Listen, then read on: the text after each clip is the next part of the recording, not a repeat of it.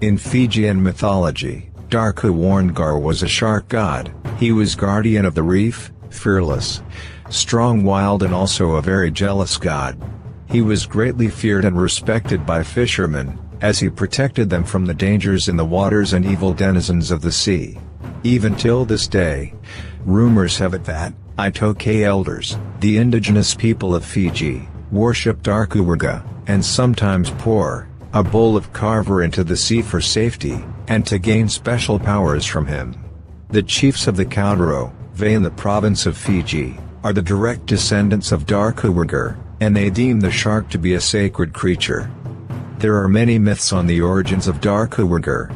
Some say that there was a Fijian couple long ago, whom gave birth to a stillborn, and in their despair they prayed to the gods to have their child saved. After their pleas to the gods had no response, they placed their stillborn child on the shores of the ocean, to be taken by the waters. In the night, however, a shark came to feed on the baby's corpse, and this shark became Dakuwaqa. Other stories say that Dakuwaqa originated from the Garden of Eden in the Bible, and that he was one of the guardians of the entrance back to Eden. After Adam and Eve were banished from the garden, he was given dominion over oceans and the seas and the deep abyss. He was also said to have morphing abilities to change from man to shark. But legend has it that his real form was that of a muscular man, with the upper torso of a shark. It was also told that his jaws were the size of the Rewa River in Nausori, which is the largest and widest river in Fiji. Here a great battle took place, which caused great waves that overflowed the mouth of Rewa River, causing floods into the surrounding areas.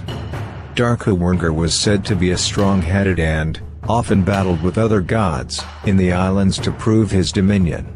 On one of his conquests in the islands, he met his friend Maisi Lardhar, another shark god of Bengal, who provoked him to battle an octopus god called Rokoto'o Winartevar, who was the guardian of the reefs of Cakaudrove. A great battle emerged, and Rokoto'o Winartevar utilized his tentacles to fasten 4 of them to the reefs, and the other 4 to squeeze Dakuwaqa's body, preventing him from entering the island. Realizing his fate, he promised Rokoto'o Winartevar to never attack Cakaudrove again, and that he would never harm the people of a certain village in Cakaudrove. So Rokoto'o Winartevar released Dakuwaqa, and to this day the people of that village in Cakaudrove have no fear of sharks when out in the waters. There are also stories of sharks guiding their boats back to land when they face mishaps at sea.